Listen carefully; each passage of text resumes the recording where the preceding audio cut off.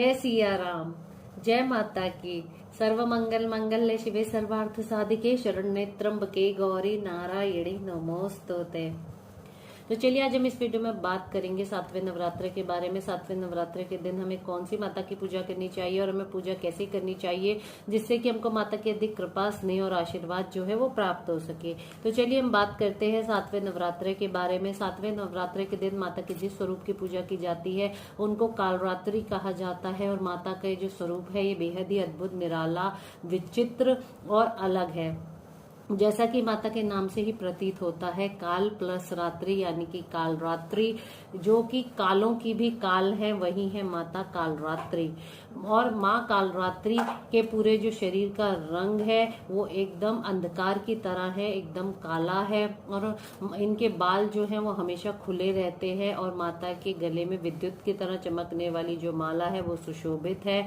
और माता जो है इनकी जो सांसें हैं उनसे हमेशा अग्नि प्रज्वलित होती रहती है। और माता कालरात्रि के 3 नेत्र हैं जो कि एकदम उग्र और अत्यंत भयंकर जान पड़ते हैं। और ये जो 3 नेत्र हैं ये ब्रह्मांड की तरह एकदम गोल है। और माता जो कालरात्रि हैं इनकी 4 भुजाएं हैं। दाहिनी तरफ वाली ऊपर वाली भुजा में माता ने वर मुद्रा धारण की हुई है जो कि अपने भक्तों की इच्छा के अनुसार वरदान देती हैं। और माता ने दाहिनी तरफ नीचे वाले हाथ में अभय मुद्रा धारण की हुई है जो कि अपने भक्तों को निर्भय कर देती हैं। और माता ने बाईं तरफ ऊपर वाले हाथ में जो है कटार पकड़ी हुई है। और माता ने बाईं तरफ नीचे वाले हाथ में तलवार जो है वो धारण की हुई है। तो माता जो कालरात्रि हैं इनका वाहन जो है वो माता विराजमान है, गर्दभारूढ़ है, यानी कि माता गधे पर विराजमान है। गधा जो है इनका वाहन है। और माता जो कालरात्रि है ये अपने भक्तों को जो है उनके कष्ट दूर करके और जीवन में सुख शांति उनको देती हैं और निरोग और उनको जो है खुशियां देती हैं। और जो माता कालरात्रि हैं जो इनकी पूजा विधि विधान से करते हैं, जो इनके भक्त होते हैं, उनको कभी भी अकाल मृत्यु नहीं आती है और वो कभी भी अकाल मृत्यु से नहीं मारे जाते हैं, क्योंकि माता कालों की भी काल कही गई है। और जो माता कालरात्रि हैं, आपने काली कलकत्ते वाली का नाम कौन नहीं जानता। इनकी पूजा जो है संपूर्ण भारत में ही नहीं पूरे विश्व में की जाती है। खास करके बंगाल और असम में इनकी जो पूजा है पूरे विधि विधान से और बड़ी धूमधाम से की जाती है। तो कालरात्रि को काली का जो रूप है वो माना जाता है। और माँ काली का ये जो रूप है ये कलयुग में प्रत्यक्ष फल देने वाला है, क्योंकि काली, भैरव और जो हनुमान जी हैं वो ये तीनों देवी देवता ही या फिर भगवान जी ही इस युग में, कलयुग में जो हैं वो शीघ्र फल देने वाले कहे गए हैं। तो इनकी उपासना से शीघ्र फल जो है वो प्राप्त होता है। और जो माता काली है इनका जो अधिकार है ज्योतिष में वो शनि ग्रह पर माना गया है। और माता का कहा जाता है कि जो इनकी पूजा करते हैं उनसे जो शनि ग्रह हैं वो भी प्रसन्न होते हैं और उनके शुभ परिणामों की जो है वो प्राप्ति होती है, शुभ फलों की प्राप्ति होती है। और हमारे शरीर में जो चक्र होते हैं, जो साधक होते हैं या जो मेडिटेशन करने वाले होते हैं, माता का जो नियंत्रण है कौन से चक्र पर है चलिए ये जान लेते हैं।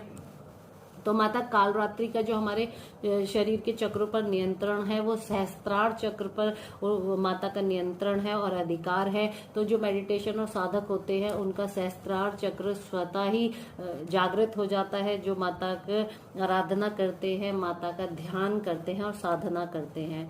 और जो माता कालरात्रि हैं इनका वर्णन जो है वो दुर्गा सप्तशती के 7वें अध्याय में आता है कि माता की उत्पत्ति कैसे हुई। चंड और मुंड को मारने के लिए माता कालरात्रि ने जो है वो उन्होंने ललाट में अपनी भौहें टेढ़ी कर ली थी और अपना जो है चीते के चर्म की साड़ी पहन के नर मुंडों की माला से विभूषित होकर और विचित्र खटवांग हाथ में धारण करके माता और ऐसी प्रतीत होती थी जैसे उनके शरीर बिल्कुल सूख गया है और केवल हड्डियों का ढांचा ही रह गया है। और माता जो कालरात्रि हैं, इन्होंने खड्ग धारण करके, और इनकी जो आंखें हैं अंदर को धसी हुई और कुछ लाल थी, और विचित्र रूप में ये माता जो है वो अवतरित हुई, और इन्होंने चंड और मुंड का संहार किया। और रक्त बीज जैसे जो राक्षस है, दुर्गा सप्तशती के 8वें अध्याय में कहा गया है कि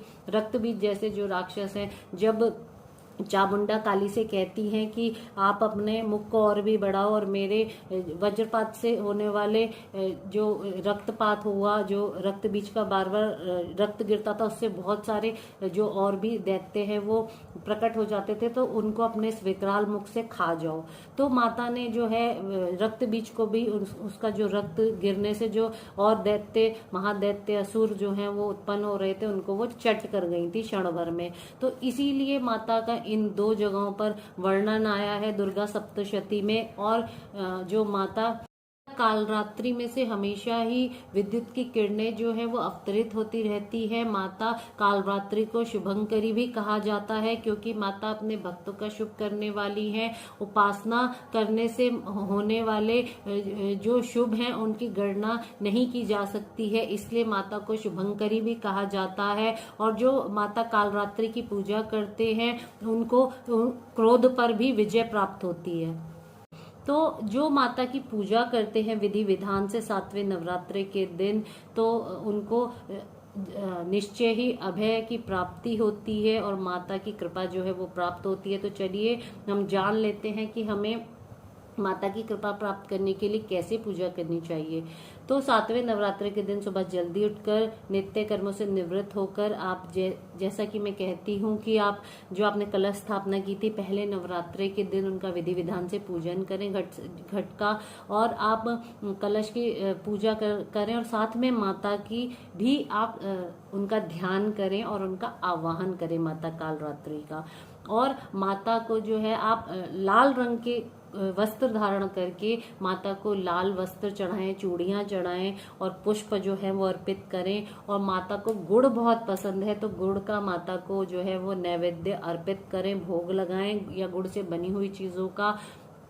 और आप एक मंत्र मैं आपको बताऊंगी, अगर आपके कोई शत्रु हैं तो उनका वो शत्रु अपने आप ही शांत हो जाएंगे अगर आप ये उपाय करते हैं। तो आप ये आसान सा उपाय, सरल सा उपाय भी कर सकते हैं 7वें नवरात्रि के दिन। तो आप 108 लौंग ले लीजिए, वो लौंग पूरी होनी चाहिए, ऊपर से खंडित नहीं होनी चाहिए, उनका फूल जो है वो पूरा होना चाहिए। और आप इस मंत्र का जाप करते हुए एक एक लौंग जो है वो माता को चढ़ाते जाइए, अर्पित करते जाइए। तो ये जो ये मंत्र है ये नरवाण मंत्र कहा जाता है। चलिए अब मैं आपको बताती हूँ कौन सा मंत्र आपको बोलना है, और एक एक लौंग चढ़ाते जाना है। साथ साथ आपको बोलना है एम ह्लीम क्लीम चामुंडाय विच्छे। इस मंत्र का जाप करिए और लौंग चढ़ाते जाइए। फिर लौंग जो है जब चढ़ा देंगे आप सारी 108 बार, तो उनको एकत्र करके आप अग्नि में जो है वो अग्नि को अर्पित कर दीजिए, अग्नि में डाल दीजिए। तो इससे जो आपके शत्रु हैं वो स्वतः ही शांत हो जाएंगे और माता की कृपा जो है वो आपको प्राप्त होगी। और आप एक और मंत्र जो है उसका भी 108 बार जाप कर सकते हैं। ओम एम ह्लीम क्लीम कालरात्रे नमः। इस मंत्र का आप 108 बार जाप कर सकते हैं और माता की कृपा जो है वो प्राप्त कर सकते हैं। अगर आपको मेरी वीडियो अच्छी लगे तो इसको लाइक, शेयर, सब्सक्राइब और कमेंट जरूर कर दीजिएगा। अगली बार हम 8वें नवरात्रि के विषय में बात करेंगे और जल्द ही मुलाकात करेंगे। तब तक के लिए जय सिया राम।